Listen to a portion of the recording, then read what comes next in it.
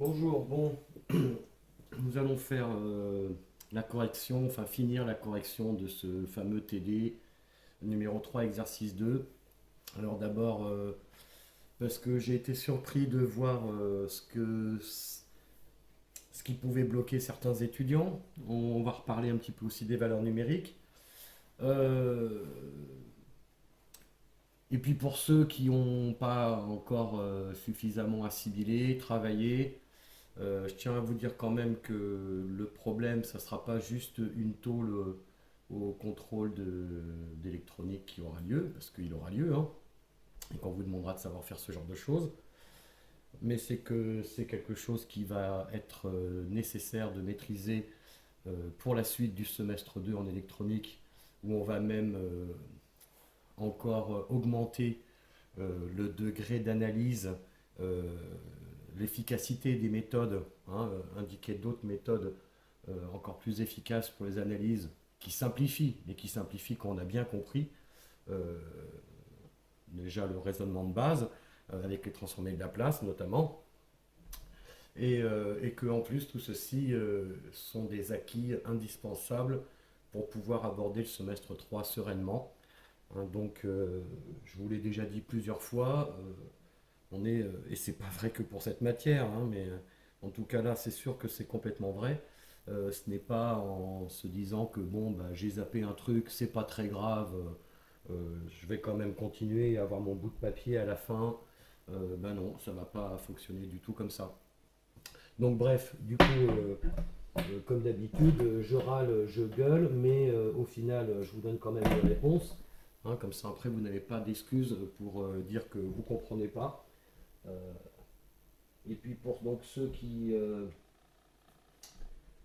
ont vraiment eu du mal, pas bien compris, qui ont échoué, on va dire, à cette série d'exercices, là, il faut reprendre, hein, même si derrière on vous on recontrôle pas ce que vous avez fait, qu'on passe à autre chose. Il faut, oui, c'est intense. Hein, j'entends bien vos discours de oh, c'est dur de travailler à la maison, c'est difficile pour tout le monde. Il faut se sortir les. Vous avez compris ce que je veux dire. Et, euh, et donc, il faut mettre les bouchées triples là, s'il faut. Hein, et, euh, et vraiment intensifier le travail et faites marcher votre cerveau. Bon, bon Dieu de bon Dieu. Alors, donc revenons à cet exercice. Donc, évidemment, hein, cette vidéo n'a de sens que si on a regardé euh, de manière concentrée, attentive, les deux vidéos précédentes. D'ailleurs, je remarque qu'il y a plus de vues sur la vidéo 1 que sur la vidéo 2. La vidéo 2 est tout aussi indispensable à regarder que la vidéo 1, sinon vous loupez la moitié des trucs. Et, euh, et donc de bien les avoir comprises, assimilées, testées, essayer avec vous-même de trouver les solutions. Et puis pour ceux qui n'ont vraiment pas réussi, qui ont encore fait des bêtises, on va voir les derniers éléments de correction. J'hallucine, j'en avais pas du tout parlé parce que ça semblait évident qu'une application numérique basique, à quel point ça peut vous faire galérer. Donc ce qui montre aussi jusqu'où il faut que vous reveniez en arrière pour enfin maîtriser les acquis de troisième, seconde, première et terminale. Pour certains, il faut peut-être remonter à la sixième. C'est comme ça, mais bon, soit vous le faites, soit vous arrêtez les études, hein, je vous le dis franco. Bon, alors, au niveau des valeurs numériques, les fréquences de coupure de ce filtre, si on reprend ce filtre tout seul, je vais répondre à la question 2. Alors, je ne refais pas la question 1, hein, parce que c'est bon, elle est faite entièrement dans les deux vidéos précédentes. Alors le filtre qui est composé donc d'un condensateur C1, d'une résistance R2 avec l'AOP et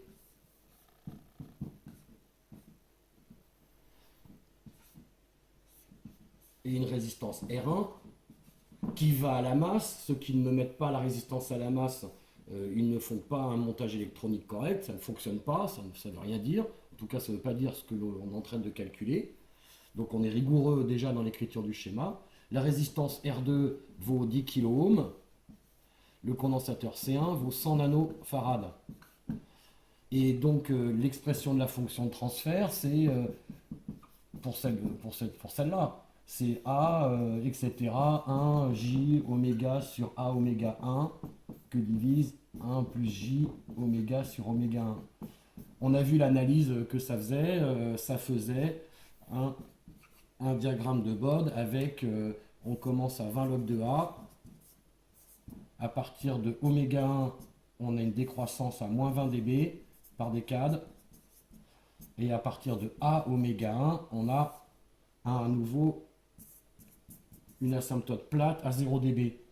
Les deux fréquences de coupure, donc si je passe en fréquentiel, les deux fréquences de coupure, on va les appeler FC1, FC2 ici. FC1 est associé à oméga 1, FC2 est associé à A oméga 1.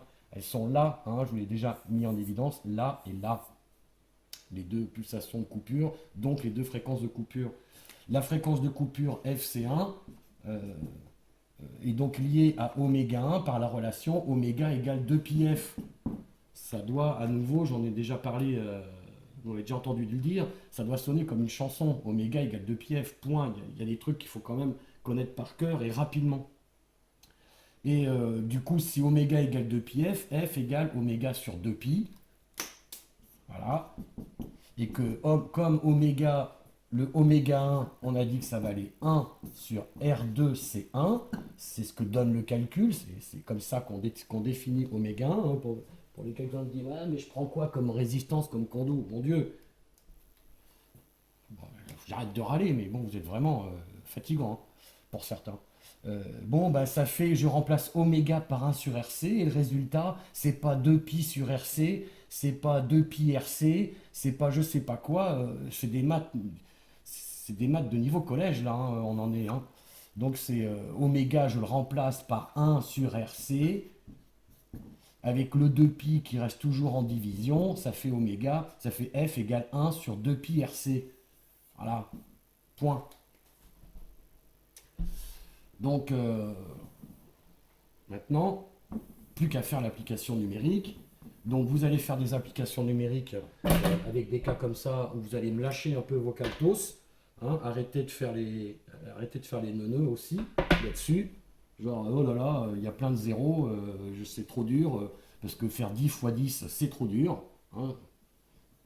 Ou comme je l'ai vu faire bah, 1 dixième, bah, ça fait 10. Hein, super, je l'ai vu ça. Hein, donc, faut arrêter les conneries là. Hein. Là, il ne s'agit plus de c'est dur de travailler à la maison, on a besoin de poser des questions. Là, on est au-delà de ça. Hein, on est aller faire plombier, je sais pas, c'est un très beau métier, mais peut-être que ça, c'est pas fait pour vous au final. Hein. Bon, j'ai l'impression d'être en cours, mais c'est exactement ce que je suis en train de faire. Hein. Je suis en train de faire un cours comme si j'étais en face de vous. Alors, donc là, l'application numérique, ça fait 1 sur 2pi, et puis là, R2 vaut 10 kg, donc 10 puissance 3, et 100 nano, 10 puissance moins 9.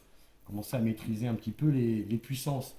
Puis là, bah, c'est dur, hein, ça fait moins 9 en puissance de 10. Avec plus 3, ça fait moins 6. Et puis là, il y a 1, 2, 3, 0. Hein, 10 fois 100, ça fait 1000. Donc ça fait 10 puissance 3 à nouveau. Alors attendez, je suis en train de faire une petite coquille. C'est 10 nano, l'application numérique. Désolé. Donc ça fait 10 fois 10, ça fait 100. Donc ça fait 2pi fois 100. Et puis 10 puissance 3 fois 10 moins 9, ça fait 10 moins 6. Divisé par 10 moins 6, ça revient à multiplier par 10 puissance 6. Voilà. C'est bon. Si c'est pas bon, vous le faites, vous prenez 2 heures, mais il faut que ce soit bon.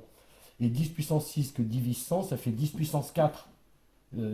6, moins 1, ça fait 4. Hein, on divise, que divise 2pi. Ça fait 10 000 que divise 2pi. Là, on prend sa caltos, et encore, on fait 10 que divise 2pi. Puisque 10 puissance 4, c'est 10 fois 10 puissance 3. On fait 10 que divise 2pi, ça fait 1,59. 10 puissance 3. Voilà, on est à 1,6 kg.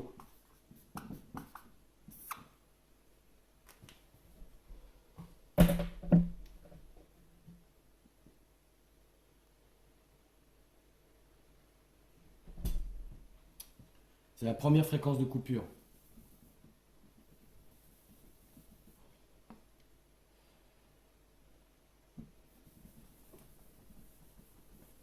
La deuxième fréquence de coupure, elle est liée à ce que j'appelle oméga 2 dans la correction, qu'on associe à la fréquence de coupure FC2 dans le sujet. Ben, la oméga 2, pardon, la oméga 2, elle vaut A oméga 1. La FC, et donc du coup, comme oméga égale 2 pi f, oméga égale 2 pi f, la FC2, elle vaut A oméga 1.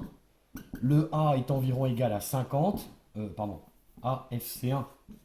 Le A est environ égal à 50, 50 fois 1,6 kHz, et voilà. Et là, vous prenez la caltose, ok. Et donc 50 fois 1,6 kHz, on est aux alentours de 80 kg. Voilà, point barre. Bon, une petite remarque quand même au niveau de ces valeurs numériques. Vous l'avez testé ce montage en étude REA. Sauf qu'en étude REA, on avait la décroissance de gain qui se fait à la fréquence FC1. Ben, elle n'était pas à 1,6 kg, pas du tout. Elle était à 330 Hz, si vous vous rappelez bien. Et si vous ne vous rappelez pas, vous consultez vos notes de mesure de ce TP qu'on a fait en REA, ou alors vous regardez la vidéo où je fais le balayage en fréquence et où j'indique bien les fréquences de coupure que l'on observait en réel. Alors pourquoi est-ce qu'on n'a pas la bonne valeur? Ben parce que si vous regardez les valeurs numériques que vous avez sur EasyEDA pour ce qui est des condos et de la résistance à choisir, celle qu'on vous avait fait calculer dans le sujet associé à cette carte 1, eh bien c'était pas un condo de 100 nanos qu'on avait, c'était un condo de 68 nanos. Voilà. Et que donc la fréquence de coupure, elle vaut 1 sur 2 pi fois 10 kg fois 68 nanos. Et d'ailleurs, comme avant c'était 10 nanos, bah, ça veut dire que la fréquence de coupure, on n'est même pas obligé de tout recalculer à la caltose. Quelque part, on avait fait un calcul avec 10 nanos, je le fais avec 68 nanos. Donc les 1,6 kg que j'ai trouvé tout à l'heure, ils sont 6,8 fois, ils se sont divisés par un nombre 6,8 fois plus grand, entre 10 et 68, c'est 6,8 le rapport. Voilà, et si vous faites 1,6 que divise 6,8, vous obtenez le résultat qui était celui qu'on observait effectivement en REA. Alors normalement, ça fait 250, quelque chose comme ça. Ben, vous le ferez, hein, la valeur numérique exacte. Bon, fréquence de coupure, c'est fait. Du coup, maintenant, on va répéter aussi hein, la problématique. On a trois circuits RC qui sont réalisés avec des composants qui semblent différents. Celui-là, mais le produit RC qui est celui qui est utilisé pour calculer les pulsations de coupure sont les mêmes. 100 kg fois 1 nano, ça fait pareil que 10 kg fois 10 nanos, ça fait pareil que 10 kg fois 10 nanos. Et que donc on a en cascade 3 filtres qui se retrouvent avec des valeurs numériques identiques. Avec des valeurs de pulsation de coupure identiques. Celui-là, j'appelle oméga 1, la pulsation de coupure. Celui-là, qui nous fait le A, facteur de 1 plus J oméga sur A oméga 1, et qui est divisé par le même terme.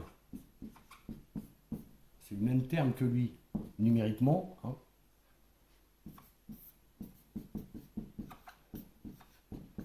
Et lui, qui fait le même terme avec le oméga 1, qui correspond donc à... qui est associé à la fréquence de coupure FC1 de 1,6 kg. Sachant que lui, il a une deuxième fréquence de coupure. C'est pas vraiment une fréquence de coupure, il y a une deuxième fréquence caractéristique dans son BOD. Vaut mieux le dire comme ça, parce que voilà, qui va être A fois celle-là.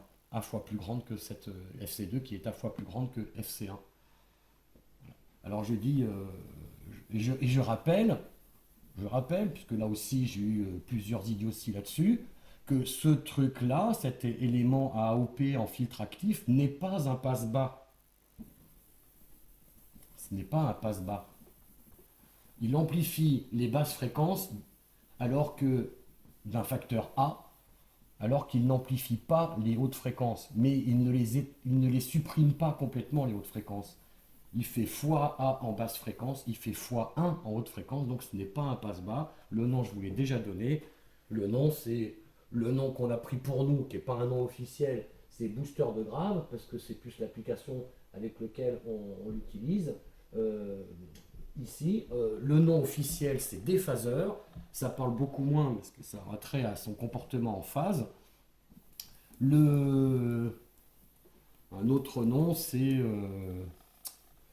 ne me revient plus. Bon, peu importe. Maintenant, la construction finale, le bot final. Alors, il faut additionner 3 filtres. Et je vais faire d'abord les gains. Il nous faut additionner 3 filtres. Un premier qui est un passe-bas pur, sans amplification, filtre passif à circuit RC. Je vais arrêter d'écrire -20, je ne vais pas mettre les dB par décade pour alléger, hein, mais c'est pas bien, il faut les faire, hein, ou les profs vont vous saquer sinon. Le premier RC, je les mets dans l'ordre où ils sont au niveau du schéma électrique. Le premier, le deuxième, le troisième. Je n'ai pas beaucoup de place sur cet écran, donc je vais les faire tous les trois l'un en dessous de l'autre et le résultat à côté sur une feuille. Vous les faites tous les trois l'un en dessous de l'autre et le résultat en dessous. Parce que là, c'est... franchement, c'est pas pour vous insulter encore, hein, mais franchement, un enfant, je lui explique l'idée, c'est évident hein, pour lui. Hein, il a trouvé ça, mais...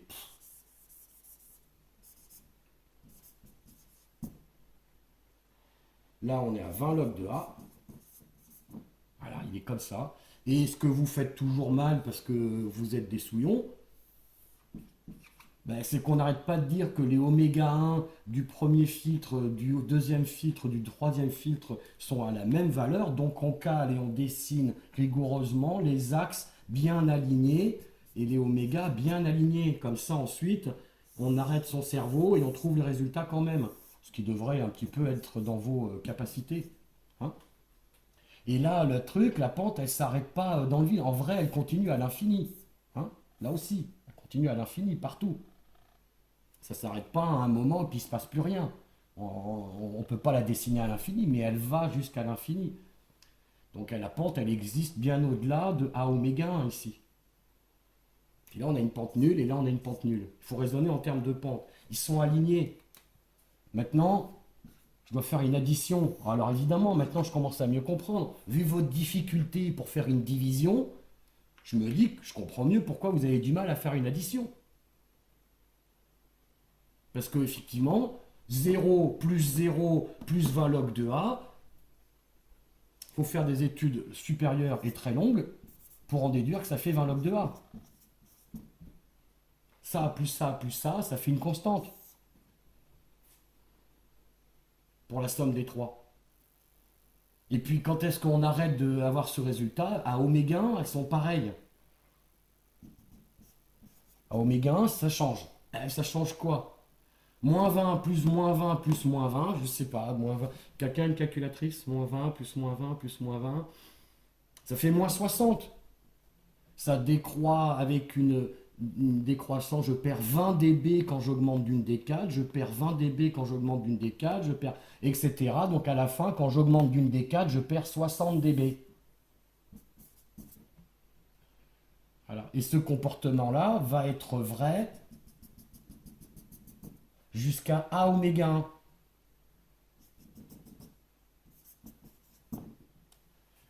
Et à A oméga 1, j'aurai un gain total qui sera largement en dessous, je serai à un endroit, au niveau du gain, largement en dessous du 0 dB, puisqu'avec -20 dB, lui, il me faisait arriver à 0 dB.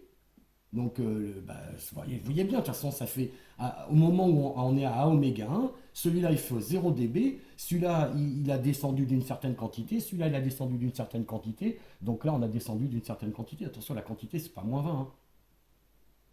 Parce que là, A oméga 1, c'est pas une décade. A ne vaut pas 10, A vaut 50. Donc on est encore, on perd plus que 20 dB ici et 20 dB là en termes de valeur de gain. Il faut commencer à ne pas mélanger les pentes c'est le coefficient directeur de la droite et la position en XY de cette droite. C'est des droites, quoi. C'est du raisonnement avec des droites. Y égale à x plus b. Puis arrivé à A oméga 1, et ben maintenant on fait 0, moins 20, moins 20. Bah, cette fois ça fait moins 40. Donc là ça se continue dans la prolongation et on repasse à une pente de moins 40. Voilà le gain.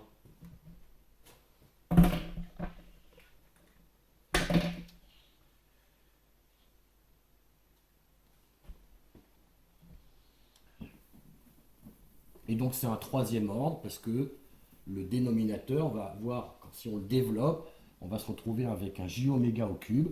Et ce n'est pas parce qu'on finit à moins 40 que c'est un deuxième ordre. C'est là en fait, hein, le fait qu'on voit du moins 60. Enfin, bref, on en reparlera ça, pour le voir graphiquement de manière certaine où est l'ordre. Hein, mais vous ne faites pas une règle à la con, simplifiée.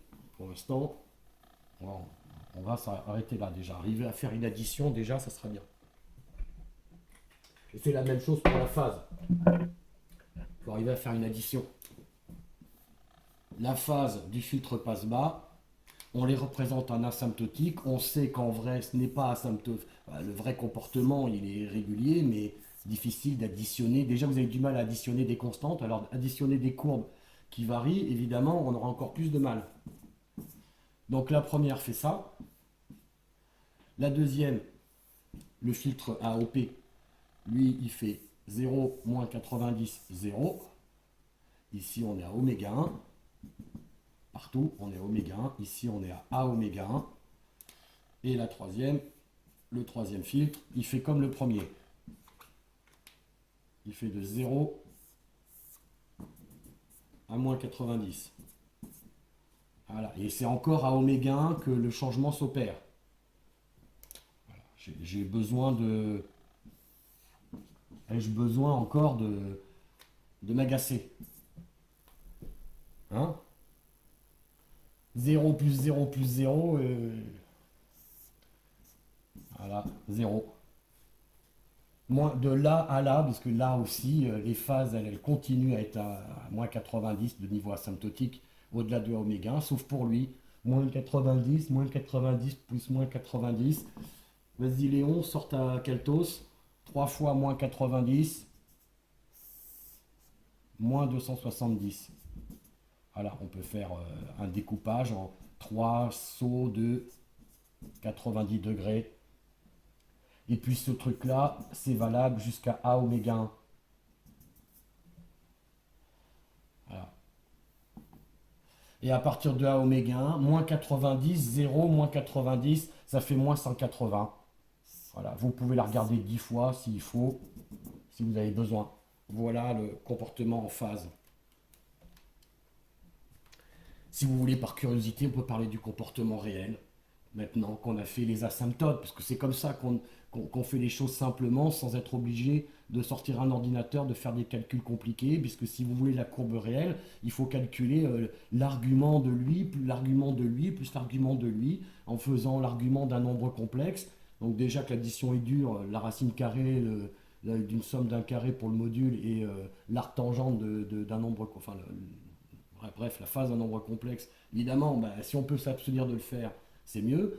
Après, vous avez des logiciels de simulation qui permettent de simuler ça si vous voulez voir les courbes exactement réelles, comment elles sont. C'est très intéressant aussi.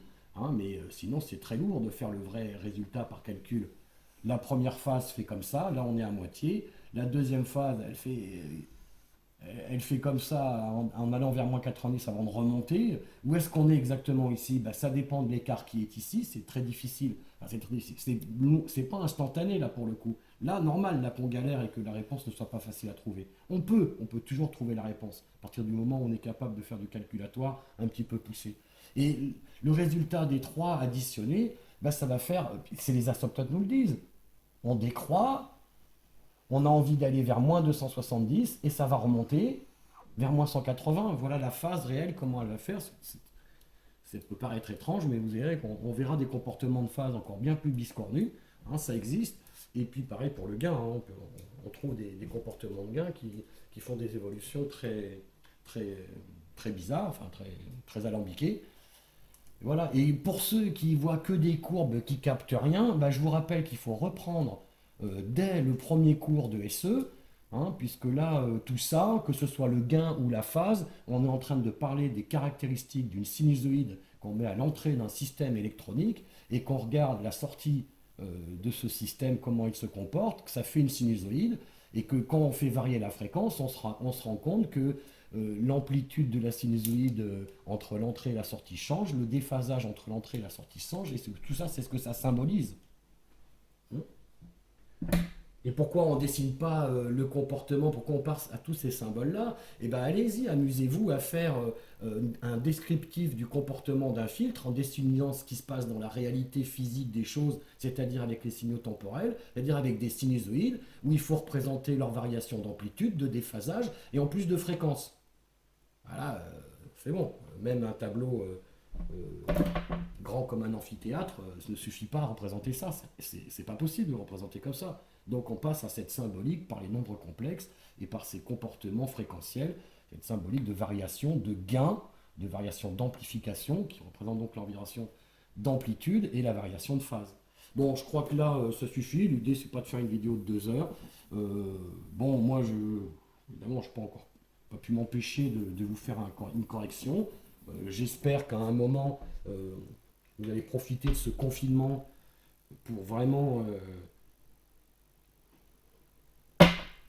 travailler toutes vos bases, revenir du tout début, se mettre à travailler consciencieusement, en réfléchissant. Vous voyez bien qu'à chaque fois, on est sur des choses qui, au final, ne font appel qu'à des choses élémentaires, des connaissances élémentaires de calcul et de raisonnement simple. C'est juste que tous ces raisonnements simples, il faut les maîtriser l'un après l'autre, petit raisonnement simple après petit raisonnement simple, et qu'on assemble tous ces raisonnements simples et que ça finit par faire un raisonnement qui est bien compliqué, surtout qui devient hyper compliqué et même imbitable si chaque petit truc simple que vous êtes censé maîtriser, à chaque fois c'est une épreuve, hein, comme calculer une fréquence de coupure, si ça devient une épreuve pour vous, évidemment vous ne pouvez pas avancer. Et là, plus ça va aller, pire ça va être. Donc, stop, revenez à vos fondamentaux, travaillez vos fondamentaux, puis arrêtez de faire du copier-coller sans comprendre de pourquoi il faut écrire ça. De la rigueur, du travail, de la motivation, du courage. Allez, on se retrouve bientôt. Et pardon pour le petit agacement, mais ouf, j'aimerais bien qu'on arrête un petit peu avec des difficultés qui ne devraient pas être. Allez, bye.